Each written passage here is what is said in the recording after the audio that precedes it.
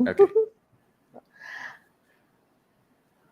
All right. So, welcome everybody. And should I say, I wouldn't say good night because good night means you're going to sleep. So, I'll say good evening, everybody. Welcome to this 9 p.m. show with us. And this is another special edition show from Nicole. And this time around, because we are in the month all about women, right? Women Empowerment Month. We've been doing a few different content points, either on the platform itself or Nicole. And if you want to find out what the Nicole platform is all about, go on to Nicole.tech and you'll find out more about that. Because today we want to really focus on the conversation that we're going to have.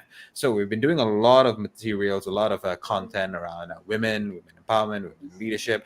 But today we want to speak to someone rather special on the topic you can already see at the bottom there, which is what can you learn from women who lead? And the person and the very special person who's here with us is Major Shira and Bosco, founder of Caring Moms, over 20 years experience serving in the Malaysian army. So someone who's actually been there, done that kind of thing, and I shouldn't be messing around, right?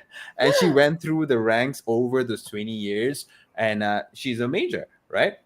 And Retired, she's retired major. retired major, but I don't think Now, you're any less. Should I use the word lethal to anybody right now? you never know now. Exactly. No, to top that off, she's retired and she's also a mom. So that's double whammy right there. Do not mess with army moms.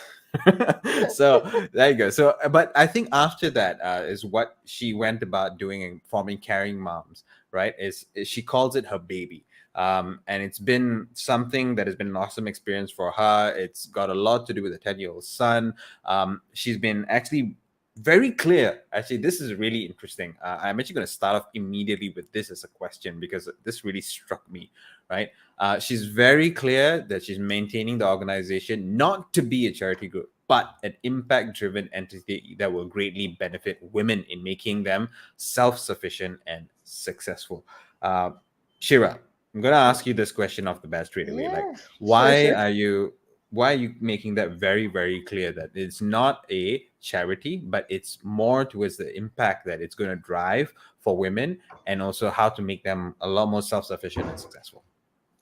Okay, the first thing that we want to create is we want to create an environment where everybody puts forward a value, brings Mm, forward a value to the table. mhm. So, and then we want people to support them, not because they feel sorry for them or they Right. have, sympathize with their single mom status or whatever Mm, status that they have. But when you play along with charity, people are only going to support you for that time. right. But when you actually have this entrepreneurial mindset Mm, and you have a good product to offer, mhm. and then you don't need to play on sympathy and things like Mm, that. People would buy because they see the value. right. So we would rather have beneficiaries who are tough entrepreneurs Mm, versus beneficiaries who are there seeking charity and sympathy. So this is what we want to avoid in Caring Moms. So when people buy, they know they are getting good quality stuff because they are right. good. They're not Right. buying because I'm feeling sorry for this person and I'm buying, which people buy into this charity buying and sympathy Mm, stories and things, which we don't want to. So let's all be, we are all living in a very tough world. Everybody has a sad story, whether you're a woman, whether you're a man. So, mm, and everybody has a reason why they're doing business. Let's mhm, not play on these sympathy sentiments. mhm. Let's just be true entrepreneurs, true with the spirit of entrepreneurship. Be out there, sell it. You win, you win. You lose in style. you know Right. that's the Right. whole Right. idea. Yeah. And I agree with you on that one. It's that whole idiom of teaching how to fish instead of giving the fish kind of thing. And I Right. also feel that, when anybody, if someone just gives you something, sure, you're happy to receive that thing, but it doesn't really have that fulfilling satisfaction. But if you get something out of the sweat of your back and what you did, that feeling that, yes, this was my effort, this is what I did, this is the value I brought to somebody else, that is a lot more impactful. And I really, really, really appreciate the fact that that's what you're driving. That's what you're driving Yes. here. You're not writing on think like handouts. You're not writing on handouts. You're No. actually empowering women, mothers out there actually how to make a living off what they have, their hands, what they can create, the value that they can bring to everybody. I think really great to have that as a very core message that you have there. I think even your quote, Yeah. I have that as well. A woman with great perseverance and passion. Yeah. This is a woman who will go places. Yes. Yeah, yeah. So yeah, we have to be very realistic in a world like this. Hmm. We have to understand that the world is all about hardships, Hmm. and God didn't promise us only good times. Yeah, The bad true. times, the bad times and the good times come as a package. So we got to deal with it and not sit and cry and Hmm. ask for handouts. Handouts never did good for our country. You can see Very from the true. quality of the people out there who are on the receiving end of the handouts, the quality, everybody is just waiting for handouts. Nobody wants to Hmm. work for it. Hmm. So this Hmm. is the whole thing behind, why we do what we do. Right. Now, speaking on that, so I think even from the intro, we already said 20 years you were in the Malaysian army. So you're one 22, person, 22. 22 Okay. years, 5 months, and 6 days See, to be exact. that's the army thing coming out. I have to be exactly You right. have to be very precise. I'm not going to remember all of it. I'm going to stick at 22. 22. So, Okay, I'll give you a chance this time. You have your wow. life. Okay. I'll give you one Um, life um, today. wow. I'm studying my seats. Should I should I be the one doing this interview? By the way. Okay.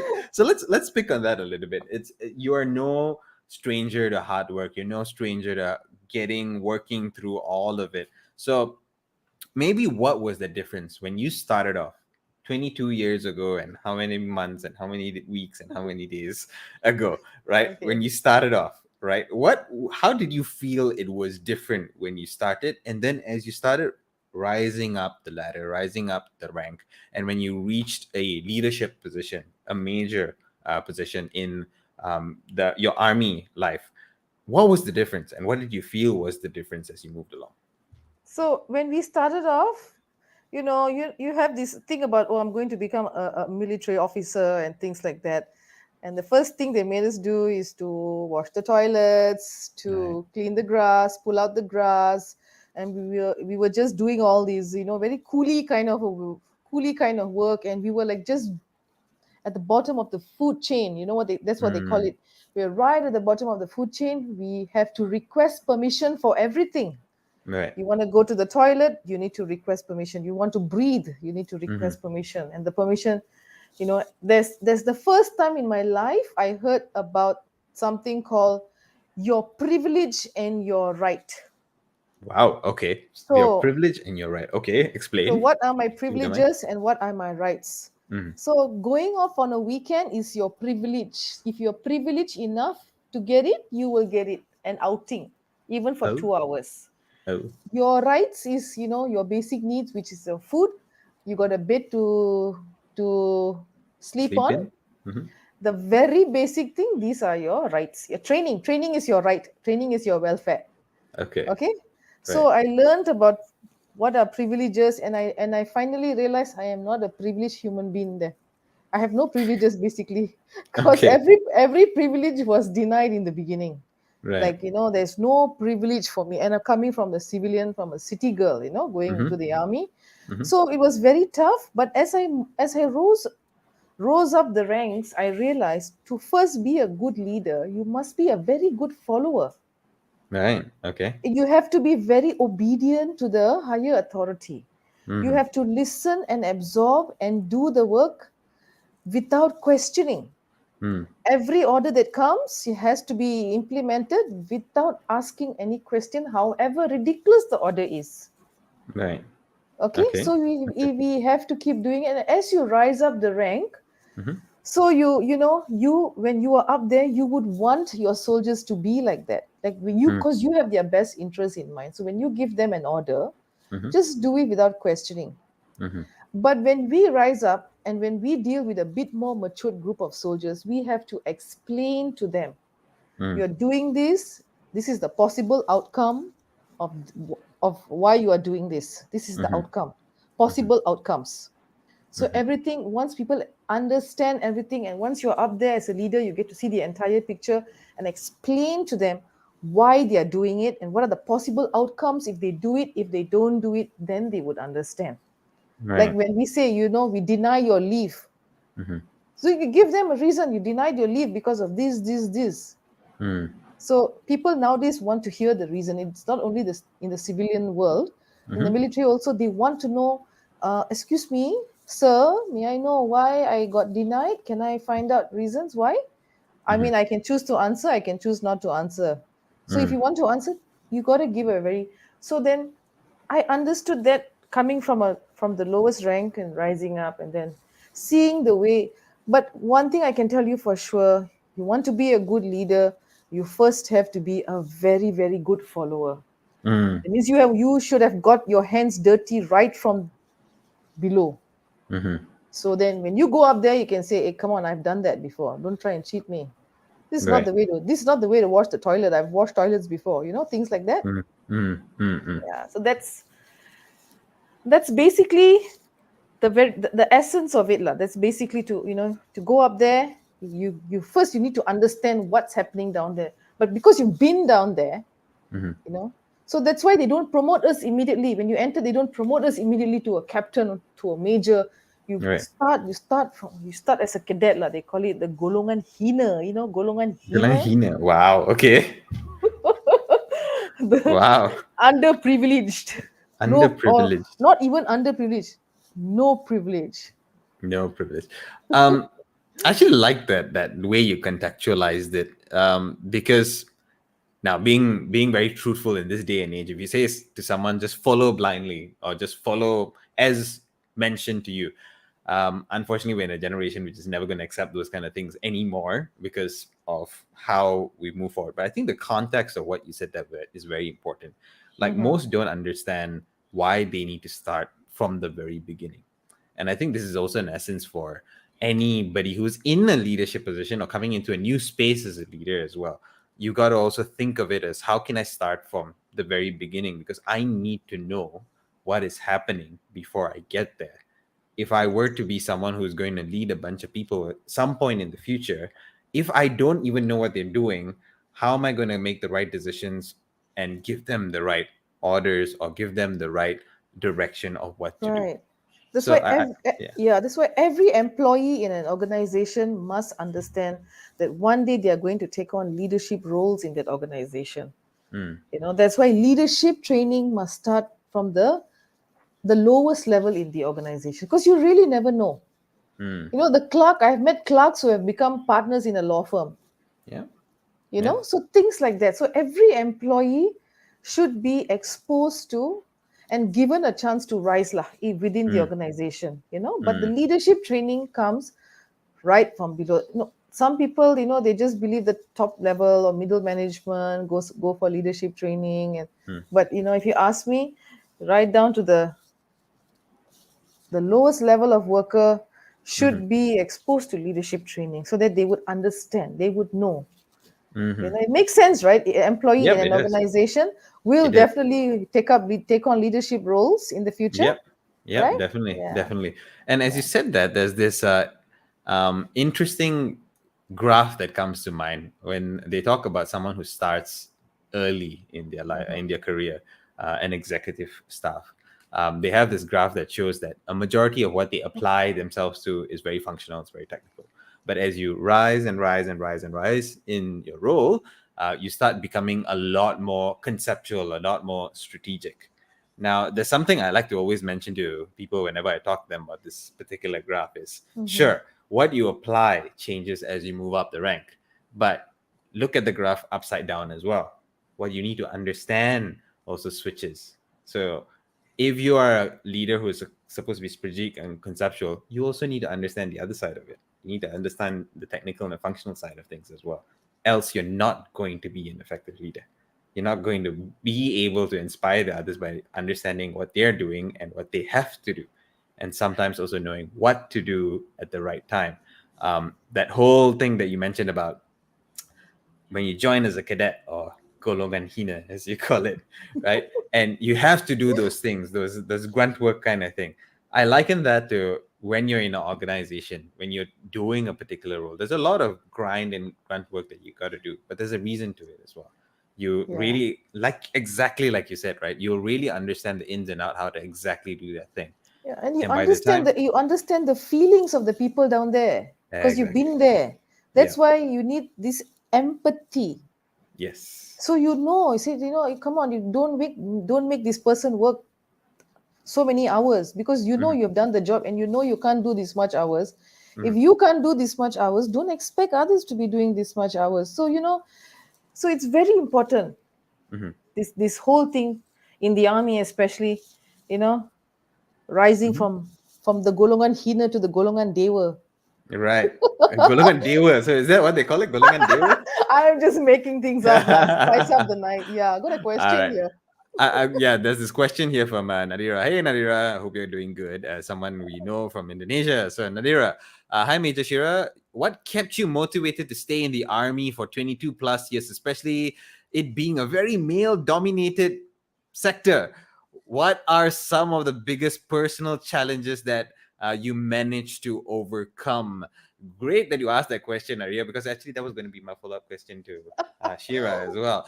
Maybe let me add to this. So, what kept you there, even though there is this, maybe it's a stigma, maybe for our understanding, it's a stigma, it's saying that it's a very male dominated. You were there, you saw it, you can actually enlighten us if that's really the case.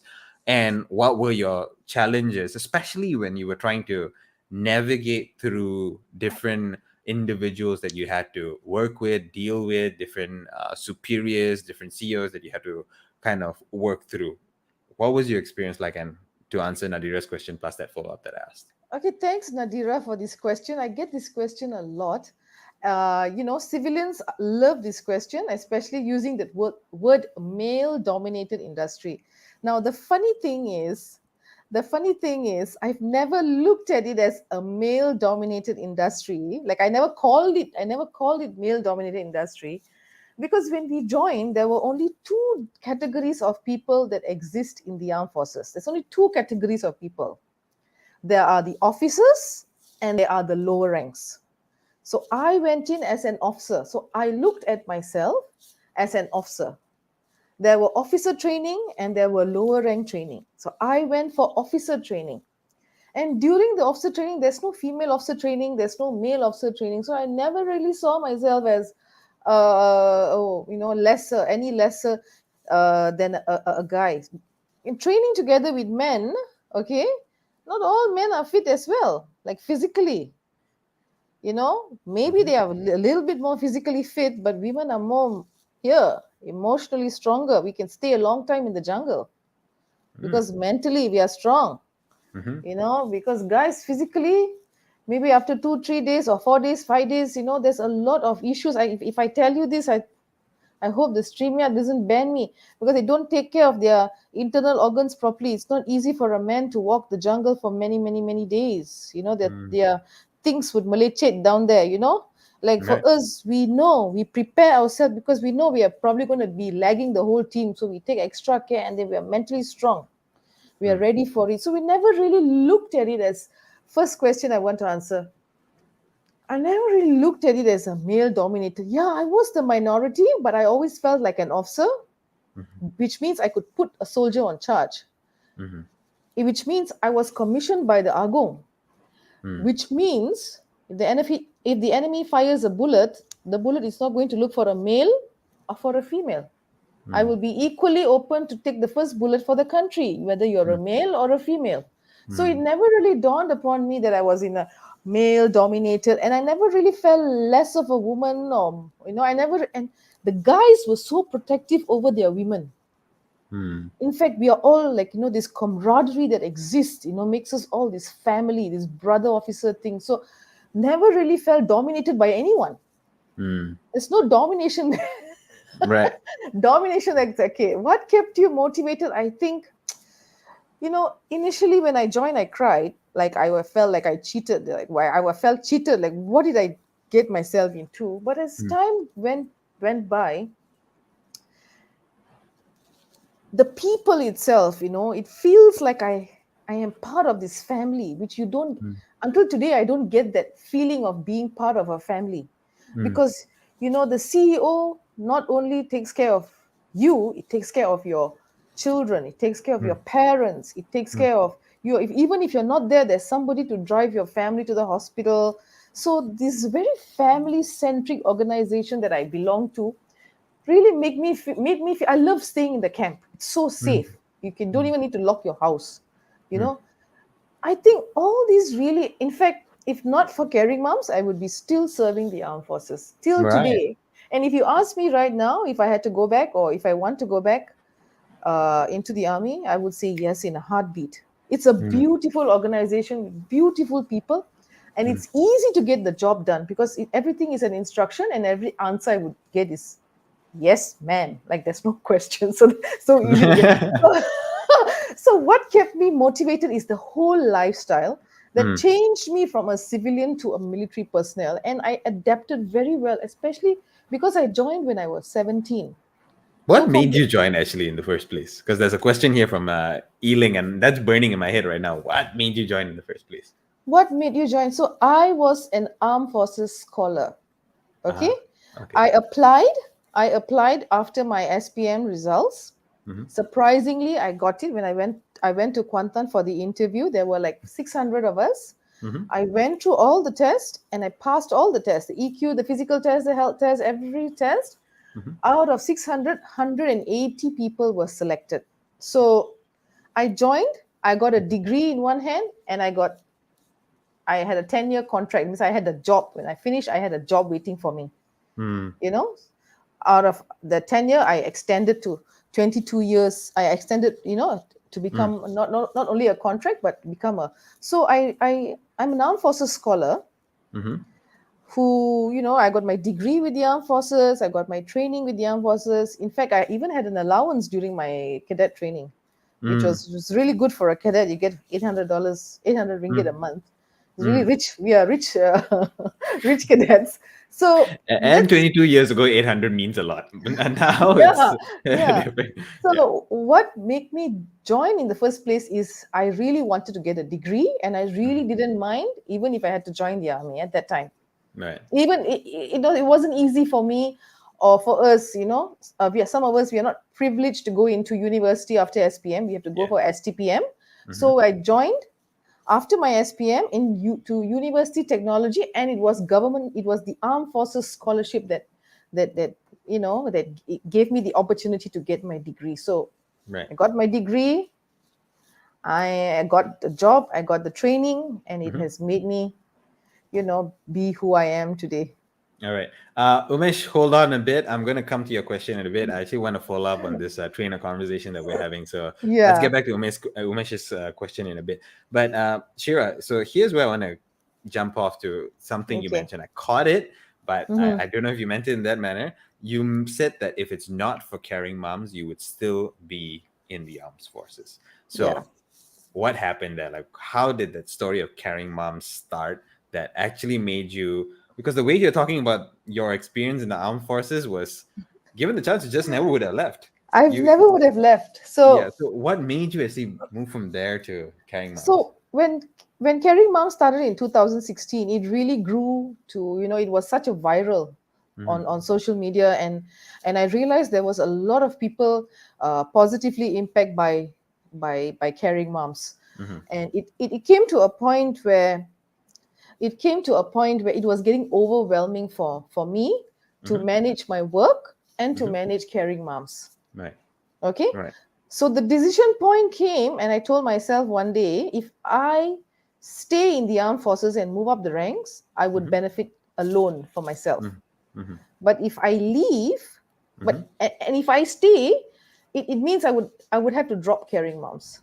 Right. That means thousands of women would be left stranded there. Mm. So that was the decision point. Should I think about myself, Mm-hmm. or should I think about the women out there? Right. So I told myself, maybe it's a calling. So I can't just do it for myself. Mm-hmm. So I said, okay, I'll just leave, and only one person versus 1,000 persons. Let the thousands of people benefit. So then I Right. just I just left in 2018, and I just did 100% Caring Mom, because you just can't be in two places. It's impossible. Mm. You can't Mm. do two things and expect to excel. You have to choose one. Right. you know. Right. So Yeah. that was my decision point, and Mm-hmm. that was how I came to that decision, because everything has to make sense to me, you Right. know. Right. It must Yeah. have been super, super compelling and something that really pulled you for you to like. It's selfless. It's pretty selfless to make that decision, right? Like you're moving from Yeah. something I which I don't know if I'm right to say this surefire. If as long as you keep on applying yourself well in the armed forces, you're going to continue moving up the rank and you're going to be somewhere else by now. But Yeah. instead, you decided, you know what? I want to go be of service and help thousands of women out there. Yeah, I And mean, I gave up a beautiful house I was staying. It's like a mm, 3,000 square feet house. I hmm gave up my government salary, like hmm it's recurring income every month. It's a secured job, hmm you know. And I was a single parent, so it right. was tough. I was thinking like, oh my, what should I do? Because I don't have any backup. So this Mm, is, so that's the whole. But I thought I can't leave those women as well. Like this is mm. moral police, there's this small little angel and the devil there. Never on So both sides. the both sides. So I just said, I gotta follow my heart and do what's right, lah. I gotta do Right. what's right. I can't be selfish. Yeah. So I just And said like, yeah. yeah, has that been completely fulfilling for you to do that? Very fulfilling, because Mm, I get a lot of feedback that a lot of women are doing very well. A lot of families are saved mm, because the income is coming in. right, So it's been very fulfilling for me to hear those stories. right, right. And not everybody is given the opportunity to do something good in their lives. Mm, See, everybody wants to have that opportunity, but they don't. I was given the opportunity. mm. So it really feels like a blessing that I've Okay, been given this opportunity to give back to society. right, Yeah. right. And if you don't mind, I'm curious. Yeah, You sure. said a lot of stories there of women who've you've been able to help and how it helped their lives, their family. If you don't mind sharing one of those stories, because I'm curious to hear like one of those stories of how you may have met some or one of these women and like the work you did with them and how they transformed their lives from what was to what is. I know Yeah, of there's a course I lot. can. Yeah, there's a lot. There's one the im- most im- the one important story that I still think, and it has really made an impact, is we have one lady who had Mhm. two of her children pass away in the same year. Oh gosh, wow. Okay. So, and caring moms, the income that she got from caring moms hmm was helping to pay the hospital bills hmm that she still had, although her children had passed on. Mm, She still had to pay that hospital bills and a lot of things that she had to pay. So these are the kind of impacts. Not only she came up to us, but her husband as well. And of mm, course the support is so good there. And then because of this, one of the stories that I this is one of the stories that I still think about today, and I said, I did the right thing. you mm, know I mean, what could be more worse than a woman or a mother losing two of her children, and after mm, that having still have to continue paying those debts. mm, And caring moms, the income from caring moms had actually helped her to pay up some of her debts. mm. So this is the one of the best stories lah. I feel, Right, yeah, right. this is something close to my heart. Yeah. Okay. Yeah. So on that note, I'm going to go now to Umesh's question. I don't want him Okay. to feel like we're not attending to his question. So Okay. his question is this: Hello, Major Shira. Is leadership a quality some people genetically inherited, or is it the responsibility one takes up? This is a question that a lot of people ask when Yeah, it comes so to the leadership. So, only what's thing, your view? my only view is, any genetically inherited is things like diabetes lah and things like that. Like leadership quality, like you can train someone to be a leader. That's what I right. learned from the military. Mm, you know you start from the lowest point, and then you work your way up. It's a training process that we go through. mm, So leaders are not born.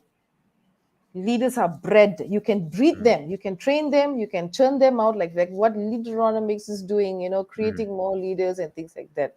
So mm, you should never ever feel, and you should never ever make that statement that I am not a good leader because I'm not a born leader. I'm not like you, I'm not like you. You are so good. I'm not Right. born. Yeah, if you know you're not good in something, you work on it. If you Mm. know you have a weakness, make it your strength. Go Mm. for training or go for something and make it your strength. You can't give the same excuse Mm. for the rest of your life. Mm. So if you are not blessed with something, or if you feel like you're so the answer would be really leadership, doesn't it's not in your genes. Mm. You can train, you can have these qualities, you can train, change your mindset, and then you take up a responsibility, you're automatically a leader. Yeah, you take it up. Right. If somebody Right. tells you you can't do something, you just say, I'm going to do it. Like, even Mm. if I can't do, I'm just going to do it. I'm going to try, I'm going to fail. So what? Mm. So, And I think an additional perspective there would be most people have this one very specific ideal of what a leader or leadership is, which mhm. I think is counterproductive as well. Leadership comes in various different forms. And I think one of the disservices that we can do to ourselves is sure, we all have people who we look up to, we see as examples, and I really like how the person is doing it, and we tend to always model ourselves towards that direction. But sometimes that's not inherently who we are. That's not inherently the skills that we are naturally inclined to, that we've practiced. But there are other things that we can really hone and be a leader in that. So an example would be when in organizations, because I know very little about armies, but from organization standpoints, they usually have these two tracks. One is the management track, another one is the technical track, and it's there for a reason. There are some people who are good at the broad canvas view kind of leadership, but there are some who are really good at taking certain areas and focusing and ensuring that they are the subject matter expert on that area. That's leadership too. So I think there's various ways to look at what leadership is, and don't just look at it as I need to be that person to be a leader. Therefore, if I don't reach it, there's some extra thing that person has which I cannot get. That maybe is because it could be something you're not inclined to. Go find the thing that you're really inclined to and be a leader in that. So that's an additional perspective to what you were Right. saying right there Yeah. just now. All right. Okay. So I also want to kind of ask you this as well. Like, so you are a woman leader, whether you were in the army, whether you're out here with Caring Mom as well. I think there's a lot who will look at you as an example, as in how you've either led your life, how you've brought things about, how you're working with Caring Mom. So of course, I have this question. You're a mother Mm. as well. Yeah. I understand this because I'm a father as well. Mm. The reason why I only ended up coming in the backstage a bit later is because I have the responsibility of getting my son to sleep and ensure that he's happy Okay. before he sleeps. Then I come in, and I know how that feels like. So, how do you balance everything that you're doing? And it's not just work, right? It's you're dealing with a lot of human beings, with a lot of human pain, with a lot of human transformation, and then Hmm. there's your own personal life as well. I think you mentioned your son's name Julian just now, and he was kind Yeah. of running around. Yeah. So yeah, how do you like strike that balance? And maybe that could be something that is a learning, not for only women out there, but also us men as well. Yeah, this is something that I'm really keen to share with a lot of people because I'm tired of this excuse of people coming up and saying, I have no time. Right. The fact is, everybody has been given 24 hours in a day. Hmm. The difference is people are not sure how to manage it. So Ah. I'm going to give you just one tip that I use Mm-hmm. that that has freed up a lot of time for me to do the things that I like. Mm. Okay, this is the one tip. Now you got to listen very carefully. Maybe you can Okay. you can you I'm can you can you can use it as a dad, or you can tell your wife to do it. sure. List down all the things that you do not like to do. List Okay. down all the things that you feel which are unproductive, and that you do not want to do it anymore. For Mm. instance, okay, Mhm. now I have to do. I am also a mom. I'm a Mhm. housewife. Like, not Mhm. a housewife. Like, I take care of the house and I have to do Mhm. all these things. Some of the things I don't like to do is cooking. I don't like Oh, to do the okay. cooking. I don't Right. like to do the cleaning of the kitchen. I don't like Mm-hmm. to clean the house. I Mm-hmm. don't like to clean things around the house. I Mm-hmm. don't like to fold clothes. I just list down. It may sound ridiculous, but listen to me. Let me finish. It Mm-hmm. may sound ridiculous. I don't like to fold clothes. I don't like to drive, sending my son to school. So all these things, right? I find an option. I find a solution. Mm-hmm. So let's say if I don't like sending my son to school because it takes 1 hour to and fro, find a transporter. Mm-hmm. I don't like folding clothes, so make sure that you hang the clothes in a hanger, dry it out, and then it dries out, goes back into the cupboard with the hanger, so it saves you time for folding clothes. So if you can do, list down. The first step that everybody needs to do is to list down all the things they do not like doing, because you want to spend that time to do the things that you like doing. So the Mm-hmm. things that I like doing is I need to do at least 1 to 1.5 hours of workout every day. Right. So I don't need to go to the market because I don't cook. I cater Mm-hmm. home cooked food. Mm-hmm. So I cater, like, 5 days food I cater in one day, and I just Mm-hmm. freeze it up. Mm-hmm. I don't have to worry about who's gonna eat what for the rest of the week. Everything is already there. I don't Mm-hmm. go to the market. It's a waste of time. These are all time wasters. It steals your 24 hours. Mm-hmm. So I spend about 1 to 2 hours from 9 o'clock to 11 o'clock at the park. I even have time to go for coffee after that. Mm-hmm.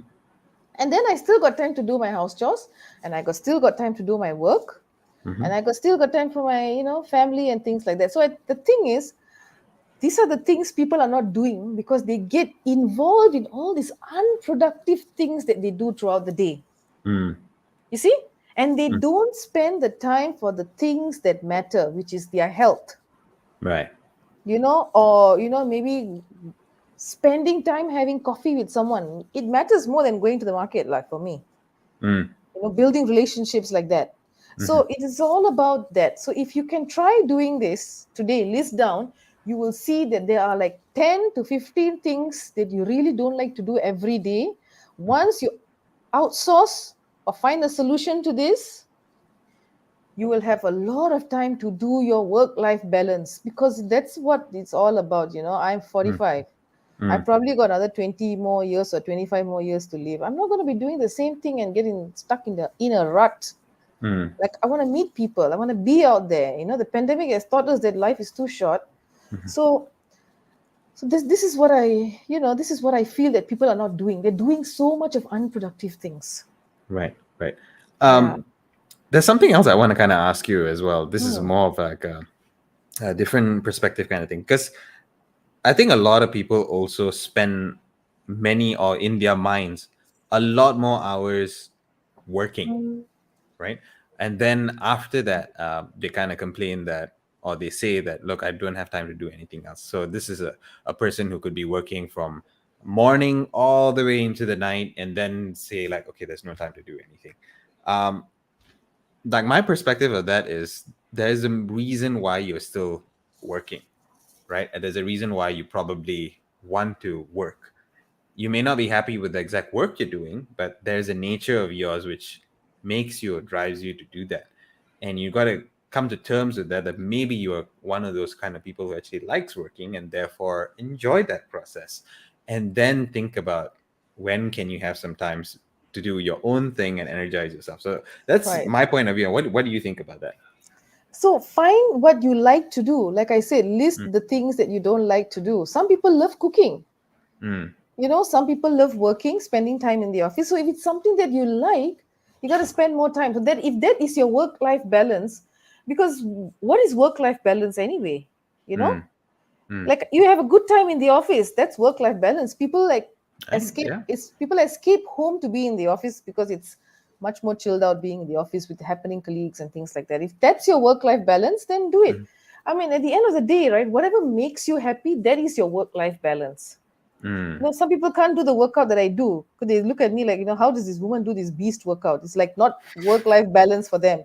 They would rather sit at the kopitiam and eat food. That's what helps you, and that's what that's your cup of tea. Then do it. As right. long as you know what you like and what you Mm-hmm, don't like, mm-hmm, that should be fine. Whatever it is, your work life balance to your definition, If it's Mm, work, if it's being in the office, so be it. If mm, it's sitting down, if it's Facebooking the whole day, that's your work-life balance for you, then that's you, but you right. don't yeah. So like there is no hard and fast rule of what work-life balance should be. It's just Mm, that me, I like this is my style. Like I'm sure some people will be laughing, or what is this? Like she doesn't like to wash clothes. I mean, she doesn't like to fold clothes, but women out there are ranting about folding clothes. Come on, Nigesh. You tell me your wife doesn't rant about folding clothes. You may also rant about folding clothes, right? That's actually, people who know me would know this that no, she doesn't because I actually like doing housework and folding clothes. It's that's something I good. enjoy doing, so I do it. That's good. Like for me, I'm not going to spend like half an hour folding the clothes and then putting them back, and then one day I have to rearrange the whole drawer. I hate that. I just can't take it anymore. Right, So, right. so these are the things that you need to find. What do you Yeah, like to do? What do you don't like to do? List it yeah, down, and then you make time for the things that matter. yeah.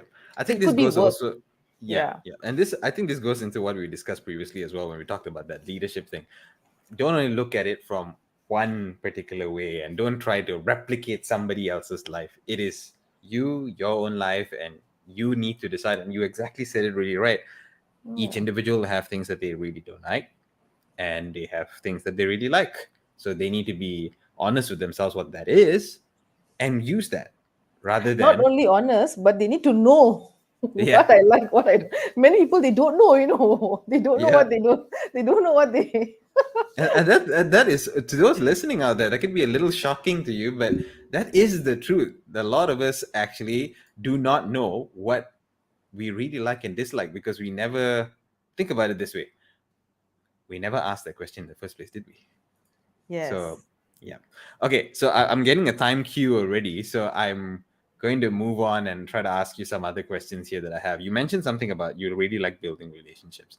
So whether while you were in the army or now with carrying moms as well, how did you get the people who are working with you, your team, to trust you? Because back in the army, you already gave us context about you are going to give an order to people and they need to accept that it's for their best interest, but they also have to have that trust in their minds that yes, Major Shira told me something, I'm going to trust her wholly.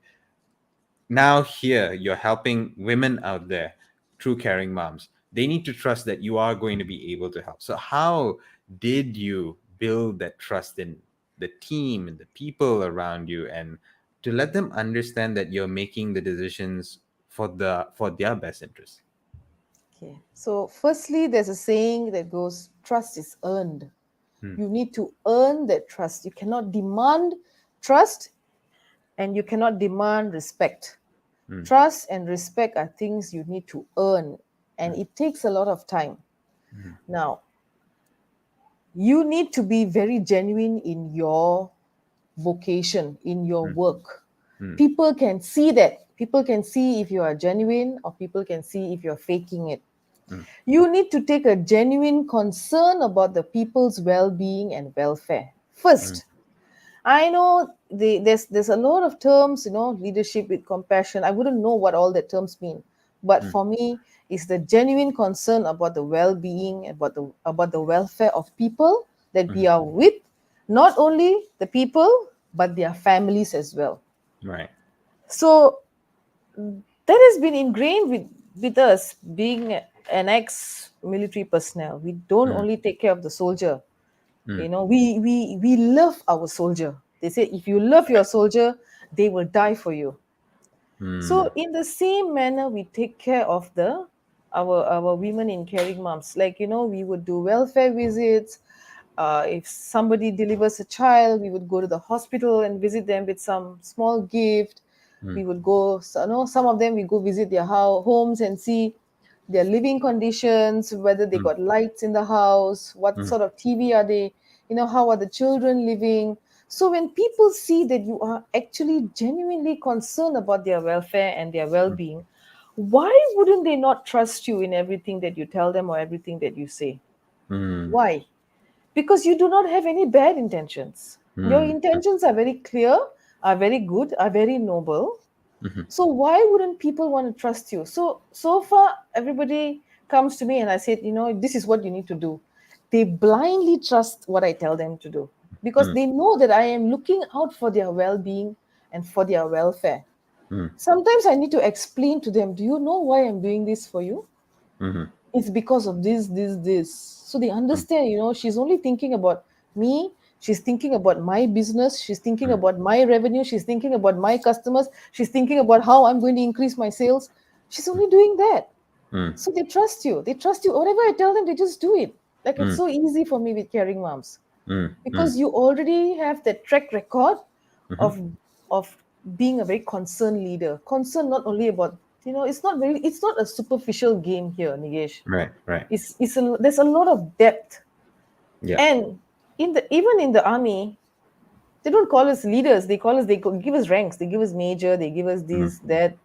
They don't call us leaders. Leaders are what people call you. It Right. is a title that people should give you, not self-given. No, it's not a self-given. People should look up to you and say, this person is a good leader. Right. So Right. that is how we have to earn people's trust, because if you are not genuine in what you do, nobody's going to think, what's she talking about? She's talking rubbish. Right. She Right. doesn't care. She has got some ulterior motive. She's got some ulterior agenda. Like, nobody trusts. Who's the leader that you can trust in this country? Like, I'm just saying out loud, like, who is really genuinely concerned about the people? Who who I mean, Yeah. I'm just putting a rhetoric question. I'm not asking, no answers required. you Yes. ask you ask yourself, who's the person that you look up to a leader, and why? Because the person has to be genuinely concerned about you. It could be a Grab driver who cleared the road during the last bungee, who cleared all those barricades. That's the leader in action there, because he put his life out there. He put his motorbike out there. He's just helping cars to pass through. That's a I leader think, in action there. yeah. You I see? think I think it's the words that you say kind of bring this in my head. Sincerity shines through. So Yeah. as long as you're sincere wholeheartedly, you don't have to prove it. You don't have to um, try to over Demand. explain You don't it have to or demand. You don't have to yeah. explain. People will know. Yeah. People know. They are smart enough. They're educated enough. They know. Yeah. Yeah. Yeah. Okay. And on that note, I also want to ask you this. So everything you've been saying so far, you've never once, and I know we angle this as what can you learn from women who lead, and there's a women or a woman twist to it. But everything you said so far has been something that anybody can use. Doesn't matter who you are, and anybody can use. But I unfortunately have to ask you Mm, one question, which is kind of directed at women, but please okay. answer it as how you see it, whether there is a delineation or there's no such delineation at all, right? Okay. And this is more towards what is your advice going to be to the next generation of people who may come into leadership position, especially now in this People day or and age? women? Well, let's start with women first, who's coming into who may come into situations where they would need to lead or even do their own business or have their own roles, whatever they may be. What would be your advice to them? So, number one, this is going to be very hard for women who are listening in to listen to this, right? Because I'm going to be a bit hard on you guys. Number one, entitlement. So, don't, just because you're a woman, feel entitled to any privilege. Okay? Don't feel entitled that you deserve, like, you need that post in this one, or you need that promotion because you're a woman. You got to prove yourself. You must be given the appointment because of merit and because you are good at what you do, not because you're a woman and you go out there and you seek sympathy because I'm a woman and I need empowerment. Like, nobody pulled out your batteries halfway. Everybody was born empowered. Hmm. Now, women, you need to understand, everybody needs to understand that empowerment is not only for women. Men need empowerment. Children need empowerment. Maids need empowerment. Animals need empowerment. Basically, people who are marginalized need empowerment. Sadly, the word empowerment has been hijacked, and you can't even use the word men empowerment. It's so weird nowadays. Okay? So number one, women, please, I may be sounding a bit radical here, but this I don't identify myself as a women empowerment coach, or rather, Mm, I don't even identify myself as a woman leader. There's only a good leader and mm, there's a bad leader, mm, you know. So I would never. My advice number one is do not feel entitled for anything just because you're a woman. mm, But if you're good and if you're not been given the rightful rewards, then mm, you should make noise. mm, Okay, that is my first point. And also start having the mindset that empowerment is for mm, all who are marginalized. mm. And thirdly, you know I wanted to say something, but I kind of like I was so involved in that empowerment this batteries thingy, and then yeah. So the question was again about the two What would things you? that would Yeah. What would advise be your women. advice? If you are in a male dominated organization, right? There was a question, right? Yeah, that was a question. If just in case you're in a situation where you're in a You're in a male male-dominated dominated, arena. Mm, okay? This is also all relevant to male dominated. Keep your boundaries. mm, You cannot, women now, they want to be, um, mixing freely with guys and things like that. But as a mm, woman, I know 22 years I was in the army. To make people respect you, you got to keep firm boundaries with them. mm, Firm boundaries. You do not keep too familiar with people, because you are, sometimes I go, I'm the only woman there, mm, and there's be like 100 men around me. mm, I have to take care of myself. So if you work in a male dominator, these are the things that you need to understand. mm. Keep your boundaries. You don't throw yourself around. I mean, I'm sure they're not gonna gadi, gadi. Yeah. This Yeah. I gadi know the gadi, term. Good day. Yeah. these gadi all have to go. Okay, there's no gadi in my dictionary. Also, there's no gadi Mm, in the. We can't afford to do all this gadi gadi thing. This. mm, So boundaries are very important for a woman working in a male-dominated organization. I mm, know that because I worked with them. I gone into jungles, being the only woman there with so many men in the jungle for 10 days. Imagine I have to do my business in front.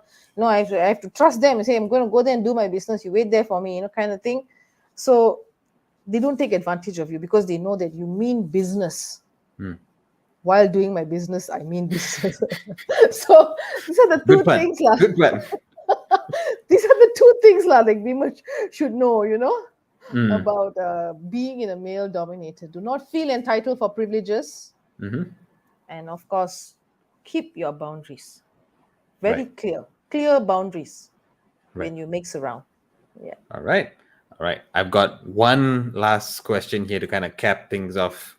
So Okay. this is actually, I think, is very relevant considering also you were from the army, and even now I'm actually curious. Right now, who would this person be? Like, who is your mentor per se? I know the question says leadership mentor, but who is someone that you view as a mentor, or whom? Because it could be many people, right? Mentors don't necessarily have to be only one. So, Okay. whom do you see as a mentor? And what's your advice to people out there when they're looking for a mentor? So the first question is like, who is my mentor? Yeah. Then my mentor would be, from the time I knew him, Mm-hmm. Jack Ma. Oh, wow. Because yeah, so why Jack Ma is because I resonate with his one line that he said, Mm, which is, to be successful in the mm, 21st century, you have to make others become more successful than you, mm, which is what we are doing in Caring Moms. mm, mm, To be successful, to see people that you guide and mentor doing much better than you, not many people can take it. mm. So to be successful, I really don't know what he means, but I'm waiting to reap the fruits of this statement. To be successful in the 21st century, you have to be you have to make others become more successful than you. Imagine how big a person is that. Mm, Imagine Jack Ma saying that. mm, So I really look at him very high because of this one statement, and then I keep following him and I listen to him. So when people want to the second question would be, what do people look for when they look for a mentor? Yeah. Find somebody who resonates with what you're doing right now, and Mm. and somebody that you're not going to change all the time. So Mm. if this one person, like, or maybe it's Simon Sinai, maybe it's Roshan. Mm-hmm. Roshan, he his mind, like, he moves super fast, like I can't There is a catch up. bullet Like train. Yeah. he's like, it's like you don't know what, it's like, wow, this guy has a lot of things on his mind. So Mm. if that is your role model, then, yeah, find one thing that he said, and paste it along, paste it there. And always when you're feeling down or anything, this is what Roshan said, so I'm not going to give up. Or this is Mm. what Jack Ma said, so I'm not going to give up caring moms, because I have to make, although I'm not a millionaire, but I have to make others become a millionaire. I don't Mm. care, because this is Mm. what Jack Ma said, I'm going to make more millionaires even though I don't become a millionaire. So things like that. So you gotta, that's how I mean, it should resonate with the work that you do. It should Yeah. resonate with the work that you do, the person that you look up to. So from then to now, it has always been Jack Ma. From the time he made that statement until now, it has been Jack Ma. I don't have any other person that I look up to, as much as I Right. look up to Jack Ma. And I'm so happy he's an Asian, Mm. and he's a not so good looking guy. Right. Like, you don't have to be good looking to be a role model to people, Mm. Right. so. Right. And something you mentioned that kind of brings me to this thought as well. Like, Jack Ma is a guy who's far away, and we always think about mentors being people we know personally, Mm, or we always think about it from a standpoint of that person needs to guide me, or I need to get some guidance from that person, that kind of thing. But mentors come in various different ways and forms. Mentor can be an example, mentors can be a word, mentors can be someone who sparks a thought. When you said Roshan, it kind of made me think about how I view Roshan. So Roshan is for me one of my mentors. And but the relationship I have with him, because I work with him often, like day in day out, I do work with him. But his ability to actually think like a bullet train, for me, the way that he's a mentor is, I want to capture what he's saying, and so you my need to ca- challenge is to, you need to catch up first before you capture. well, the way I see it is, it's a challenge to myself. Like, if I can get what he's saying and make it a reality, because he's already thinking about the future. We all have the saying that Roshan lives in the future, we are still in the present. So, like, he would say something, and for me, the way I see how he empowers me is, I try to take that and make sense of it in the here and now. How can I make that future a reality in the here and now? So that's how he's a mentor for me.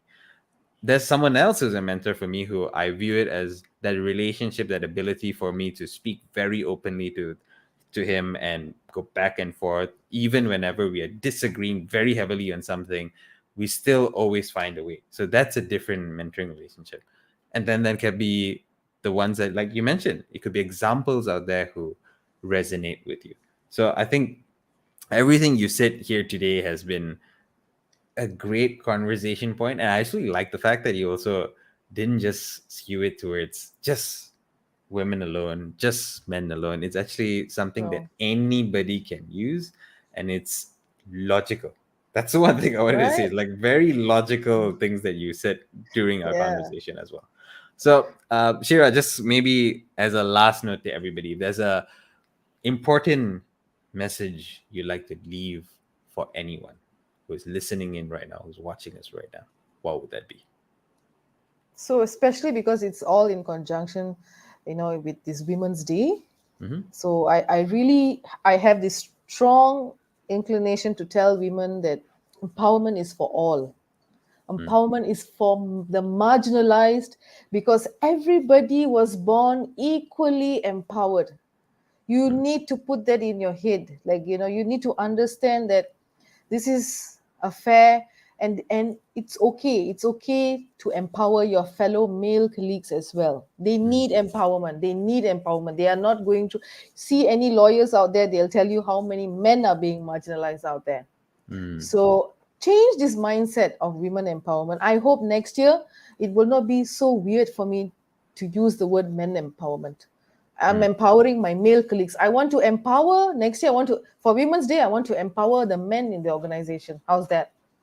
because they need empowerment. That'll be Everybody new. needs, there'll be something new. So you got Yeah. to think like, totally out of the box. We are strong. All of us are born strong. So, Mm, let's keep it that way. Let's keep it that way. And let's not play the weaker sex, Let's not play mm, the weaker. Let's all live and let live. Let's not compete to be equal with men. Let's all mm, be complementing each other. No one should be equal to each other. mhm, Why everybody wants to be equal to men, I don't understand also. So just be yourself, be the best version of you mm. you know so this is what I would like to end the session today with my words of wisdom. And thank you so much for those words, Major Shira and Bosco, everybody who was with us for this past hour, giving us her words of wisdom from the years of the army to now working with moms, women out there, and it's empowerment for all. And let's see next year when we come back again to this date, when it comes back again to us celebrating Women's Day and the month for women, can we use the word men empowerment? That'll be something. So thank you everybody who joined us during the show and all the comments that came along the way. I'm sorry I couldn't read all of them. I actually focused on the questions that came up.